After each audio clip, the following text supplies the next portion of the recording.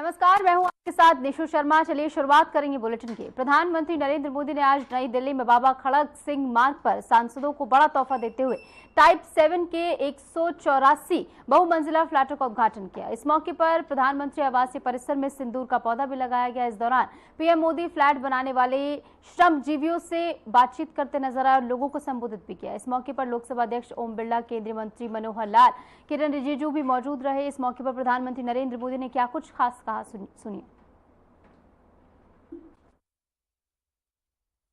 संसद में अपने सहयोगियों के लिए इस रेजिडेंशियल कॉम्प्लेक्स के उद्घाटन का अवसर मिला है।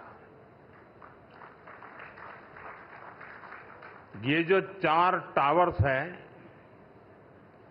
उनके नाम भी बहुत सुंदर है। कृष्णा, गोदावरी, कोसी, हुगली।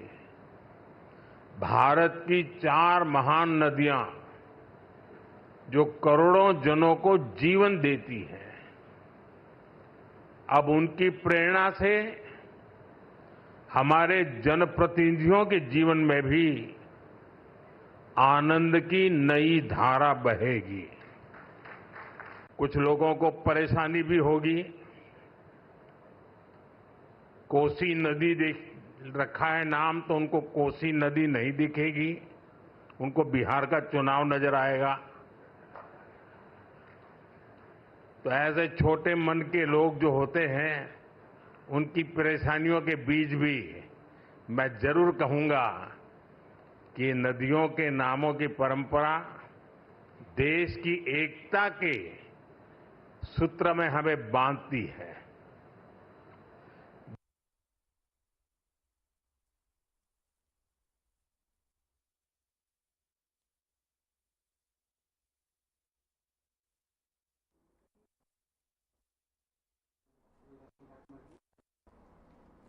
तो वहीं आज सारंगढ़ बिलाईगढ़ जिले से खबर है। जिले में तिरंगा यात्रा का आयोजन किया जा रहा है, जो देशभक्ति और एकता की भावना को मजबूत करने का प्रतीक है। इस कार्यक्रम के दौरान नवीन भाजपा कार्यालय का भी उद्घाटन किया जाएगा, जो स्थानीय संगठन को और मजबूती प्रदान करेगा। साथ ही जिले में कई विकास कार्यों के लोकार्पण और भूमि पूजन समारोह में भी यहाँ पर आयोजित किए जाएंगे, जिनसे क्षेत्र के विकास को नई दिशा मिलेगी। ये सभी कार्यक्रम जिले की सामाजिक और आर्थिक उत्थान के लिए अहम साबित होंगे। ऐसे में ये दिन सारंगढ़ बिलाईगढ़ के लिए खास महत्व रखता है। 3 कार्यक्रम है। एक तो तिरंगा यात्रा है, उसमें शामिल होंगे। एक 186 करोड़ के विकास कामों का लोकार्पण और भूमि पूजन है। पूरे जिले भर के विकास काम है सारंगढ़ बिलाईगढ़ जिले का। और सारंगढ़ बिलाईगढ़ नया जिला बना है, तो संगठन की दृष्टि से भी नया संगठन वहाँ है जिले का। उसका भी कार्यालय बन के तैयार है, उसका भी आज लोकार्पण होगा। और माननीय हमारे प्रदेश के यशस्वी अध्यक्ष श्री किरण देव जी उसमें शामिल होंगे। हमारे वहाँ के प्रभारी मंत्रीगण और सभी जनप्रतिनिधि हम शामिल होंगे।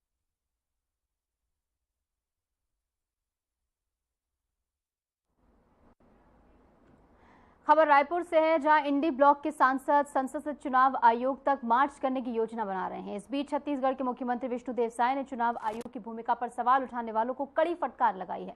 उन्होंने कहा कि जब चुनाव नतीजे उनके पक्ष में होते हैं तो ईवीएम और चुनाव आयोग को सही माना जाता है, लेकिन हारने पर पूरा दोष इन्हीं पर थोप दिया जाता है। राजनीति में उठ रहे इस विवाद ने चुनाव प्रक्रिया और संस्थानों की विश्वसनीयता को लेकर नई बहस छेड़ दी है।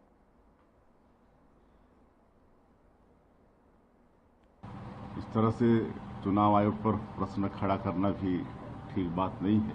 अब वो तो लगातार जब उनके पक्ष में रिजल्ट आता है तो उनके लिए ईवीएम भी ठीक हो जाता है, इलेक्शन कमीशन भी ठीक हो जाता है, और जब हार हो जाती है तो सारा ठिकरा उन पर फोड़ देते हैं। तो ये तो उनका स्वभाव है, तो इसमें कोई बड़ी बात नहीं।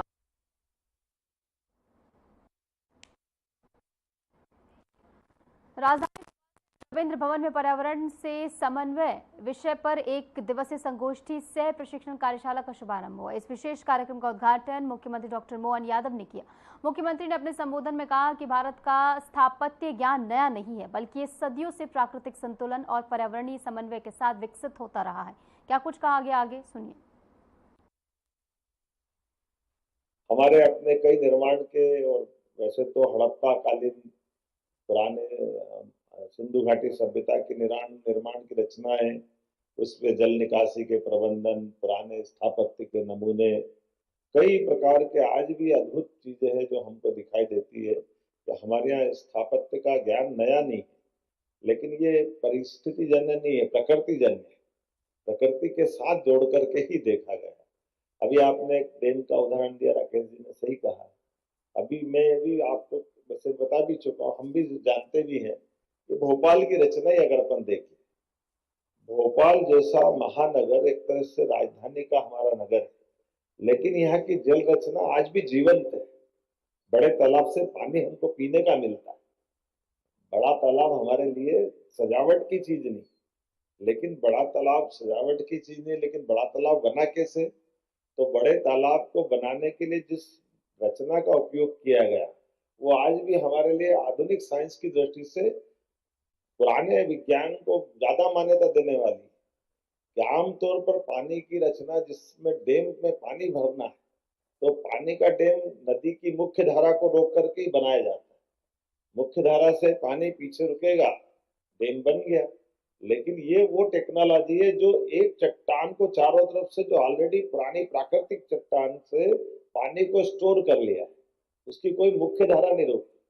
और उसका लेवल मेंटेन करने के लिए पानी जब ज्यादा आ जाएगा तो वीआईपी रोड पे कभी पानी नहीं पहुंच रहा है, क्योंकि कोलार की तरफ बहुत निस्तारीकरण की छोटी सी रचना है, और उससे पानी का मेंटेन करते, ज्यादा पानी हो गया तो पानी निकाल दिया, अदरवाइज वो पानी भरा हुआ, उससे आगे पीछे कुछ नहीं। तो ये आज भी हमारी उस निर्माण लागत को भी कम कर रहा है। जो बड़ी ताकत, जब बड़ी नदी की मुख्य धारा को बंद करोगे तो बहुत सारा लोहा लगेगा, स्ट्रक्चर बहुत प्रकार के लगाने पड़ेंगे, और जब वो टूटता तो कभी मोरवी की डैम की तरह कई नीचे की रचनाओं में नगरों को, कितनों को संकट डालता है। जब बड़े डैम, और इसकी एक उम्र होती जाने के बाद उसका समय आता ही है। लेकिन ये जो हमारे निर्माण की पुरानी रचना है, ये रचना हमको आज भी उसी प्रकार से लालायित कर रही है जिसको आज के संदर्भ में देख ले। आमतौर पर पर्यावरण से समन्वय और लोक निर्माण, ये ऐसा लगता सूर्य और चंद्र की तरह है। जब सूर्य निकलता तो चंद्र अपनी जगह छोड़ देता है, और जब चंद्र निकलता तो सूर्य को अपनी आभा छिपाना पड़ती है। दोनों अलग अलग भूमिका में, लेकिन कितना सुखद समन्वय शब्द इसमें आया है। और समन्वय का मतलब ही है कि समन्वय वो बीच का रास्ता निकालता है जिसके आधार पर हम अपनी अपनी भूमिका अदा करें। जब निर्माण की बात आ रही है, निर्माण में भी लोक निर्माण की बात आ रही है, तो निर्माण के साथ कई चुनौतियां आती है। और चुनौतियों में मैं जाने के पहले अभियंता की तरफ आपका ध्यान आकर्षित करना चाहूंगा, इंजीनियर शब्द के प्रति। तो इंजीनियर शब्द की तरफ जब हम देखते हैं तो इंजीनियर का अर्थ क्या है? तो इंजीनियर का अर्थ है विज्ञान, गणित और तकनीक। इन तीनों क्षेत्रों में समान रूप से जो सिद्धहस्तता रख ले वो अभियंता कहलाता है।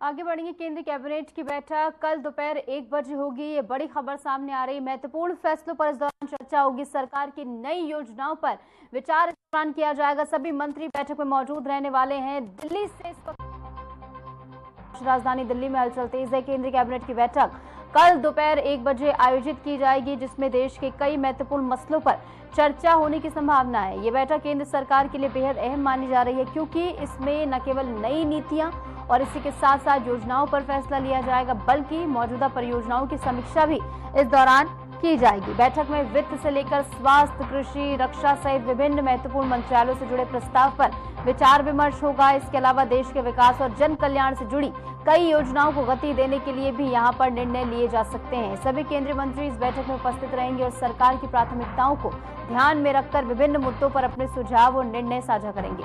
देश भर की निगाहें इस बैठक पर टिकी हैं क्योंकि इससे आने वाले दिनों में सरकारी कामकाज और योजनाओं की दिशा तय होगी। जनता को भी उम्मीद है कि इस बैठक से विकास की गति और बेहतर होगी और सरकार अपनी प्रतिबद्धताओं को और ज्यादा मजबूत करेगी।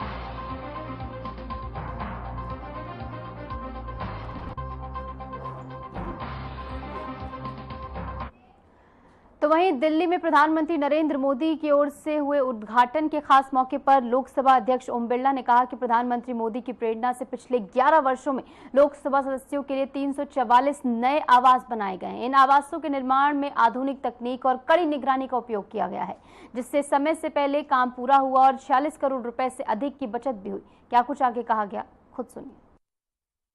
आपके मार्गदर्शन में रिकॉर्ड कम समय पर संसद भवन का निर्माण हुआ। कर्तव्य पथ पर नेताजी सुभाष चंद्र बोस का प्रतिमा बनी। National war memorial, police war memorial, Bharat Mandapam, Yashobhoomi और कर्तव्य भवन जैसे देश और प्रदेश में अनेक इंफ्रास्ट्रक्चर आम जनता के लिए आपके नेतृत्व में बने। माननीय प्रधानमंत्री जी, आपकी प्रेरणा से पिछले 11 वर्षों में लोकसभा सदस्यों के लिए रिकॉर्ड 344 नए मकान बने। माननीय प्रधानमंत्री जी, इस आवासीय परिसर में स्थित टावर में के नाम कोसी, कृष्णा, गोदावरी और हुगली रखे गए हैं। ये हमारे देश की नदियां, हमारी समृद्ध संस्कृति, सभ्यता की प्रतीक है। यह हमारी विविधता के साथ साथ राष्ट्रीय एकता और सद्भावना के प्रतीक भी है। आधुनिक टेक्नोलॉजी, नियमित निगरानी से इन आवासों को निश्चित समय पर पूरा किया गया और 46 करोड़ से ज्यादा इन आवासों में बचत भी हुई।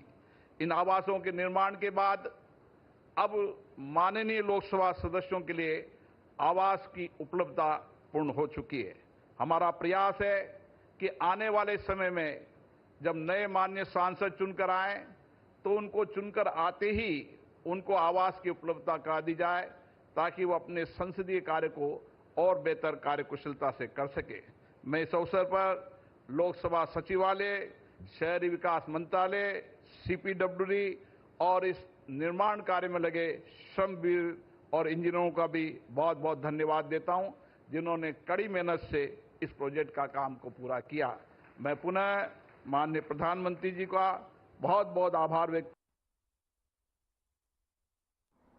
दिल्ली में मुख्यमंत्री रेखा गुप्ता ने छापला वार्ड में 1 लाख पेड़ लगाने का अभियान शुरू किया है। ये पहल प्रधानमंत्री नरेंद्र मोदी की पेड़ लगाने की मुहिम का हिस्सा है, जिसे दिल्ली पूरी लगन के साथ आगे बढ़ा रही है। राजधानी में पर्यावरण संरक्षण के इस बड़े कदम से साफ होता है कि दिल्ली हरियाली बढ़ाने और स्वच्छता और इसी के साथ हवा को स्वच्छ करने के लिए सुनिश्चित रूप से कदम उठाती हुई नजर आ रही। क्या कुछ सीएम की ओर से इस मौके पर कहा गया है, सुन लीजिए।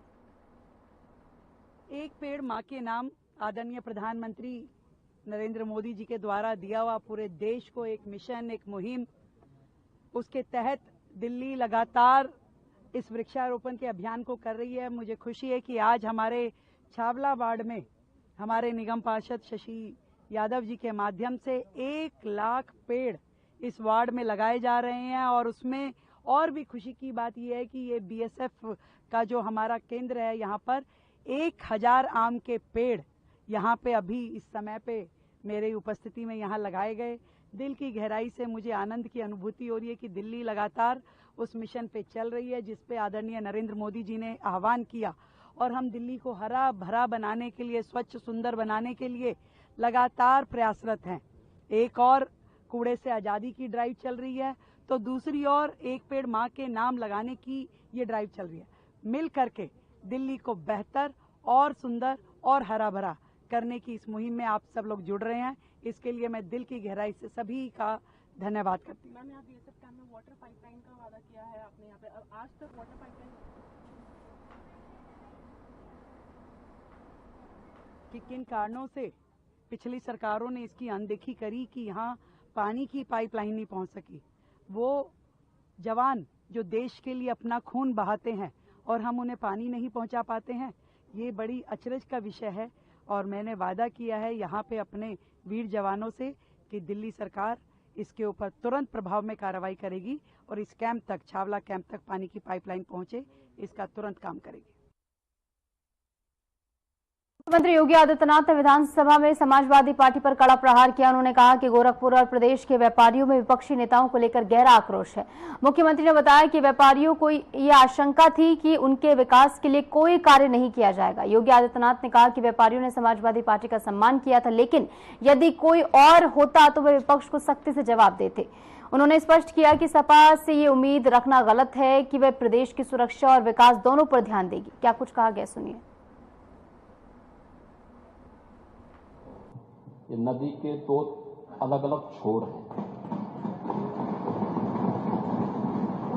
इनका अरे सुनिए ना, तंत्र में कब से विश्वास हो गया है, कब से लोकतंत्र में इन लोगों का विश्वास हो गया, इनके मुंह से ये शब्द शोभा नहीं देते हैं। स्वाभाविक रूप से संभल में जो नंग तांडव इन्होंने समाजवादी पार्टी सरकार के समय किया था, आज जब वहां पर उसका शुद्धिकरण का अभियान चल रहा है, तो अगर आपको हवन डालना है तब तो ठीक बात है, लेकिन अनावश्यक रूप से हर एक जगह न्यूसेंस क्रिएट करना, अपनी नकारात्मकता से उस क्षेत्र के विकास को अवरुद्ध करना, संभल हो, बहराइच हो या गोरखपुर, ये समाजवादी पार्टी हर जगह यही करती है।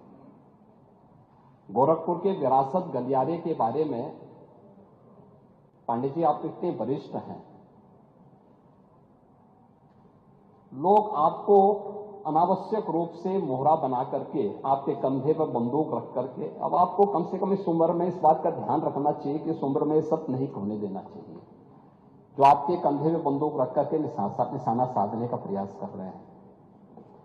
आपके 3 दिन पहले मैं स्वयं उस विरासत गलियारे का दौरा किया था, मालूम है ना।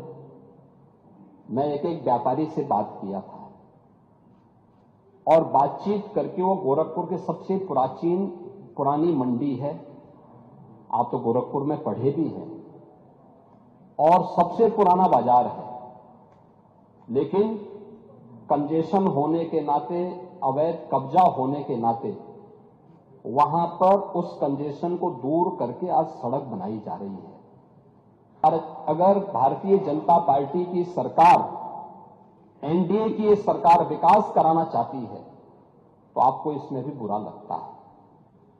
और वो विरासत गलियारा उसी पुराने बाजार के पुनरुद्धार करने को, जिससे वहां के, आपको मालूम है वहीं पे गोरखपुर का घंटाघर भी है, गीता प्रेस भी उसी से सटे हुए क्षेत्र में है, और गोरखपुर का सबसे प्राचीन बाजार भी जो मार्केट है उसी से जुड़ा हुआ है।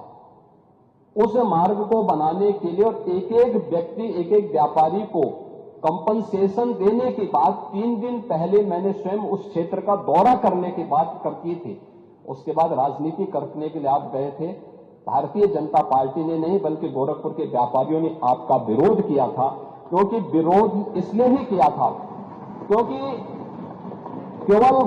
केवल वहीं का व्यापारी नहीं, प्रदेश भर के व्यापारी में समाजवादी पार्टी की चारों सरकारों के समय में जो भय और दहशत था, जो उनसे गुंडा टैक्स वसूली किया जाता था, उसके कारण व्यापारियों में आपके प्रति जो आक्रोश है, बार बार उसका खामियाजा समाजवादी पार्टी को भुगतना पड़ा था। और व्यापारी इसी बात को लेकर आशंकित थे कि उनके विकास के लिए कोई कार्य हो रहा है, उसमें फिर विघ्न बाधा पैदा करने के लिए आप गए होंगे। और व्यापारियों ने इस चीज का विरोध किया था कि भाई आप वहां बिना बुलाए मेहमान आकर के टपक पड़े हैं, विघ्न बाधा पैदा कर रहे हैं।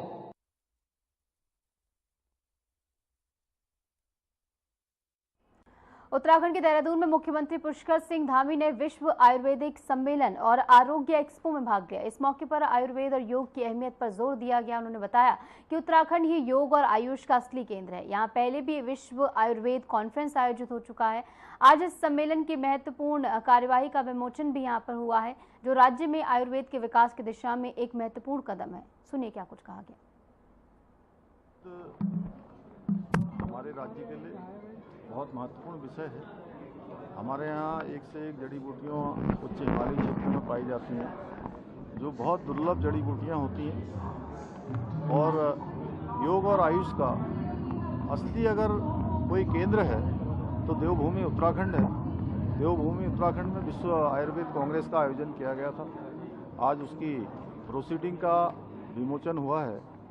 निश्चित रूप से ये विमोचन जहाँ देश दुनिया के लिए आरोग्य के क्षेत्र में एक बहुत महत्वपूर्ण प्रोसीडिंग का हिस्सा बनेगा, वहीं उत्तराखंड को भी आयुर्वेद के क्षेत्र में आगे ले जाने में बहुत बड़ी भूमिका निभाएगा। आदरणीय प्रधानमंत्री जी के मार्गदर्शन में, उनके दूरदर्शी नेतृत्व में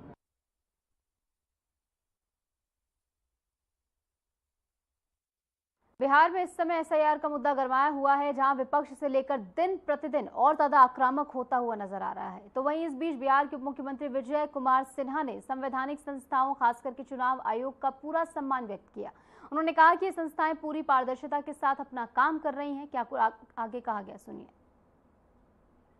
निश्चित तौर पर मैं संवैधानिक संस्था का सम्मान करता हूं। मैं जवाब दूंगा। मैं उस तरह के राहुल गांधी और तेजस्वी यादव जैसे लोगों के तरह ढोल बजाने वाले नहीं हैं। संविधान में विश्वास है। संवैधानिक संस्था के नोटिस का जवाब देंगे और निश्चित तौर पर ये पारदर्शिता के साथ संस्था अपनी काम कर रही है और संस्था का सबका सम्मान करना चाहिए।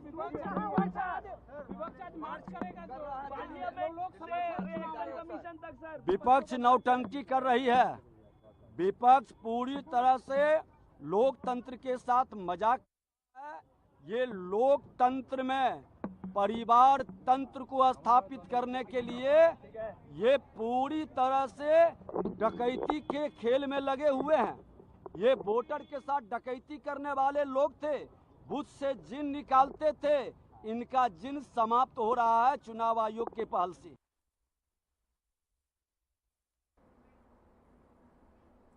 और फिलहाल के लिए हमारे इस खास बुलेटिन में इतना ही। नमस्कार।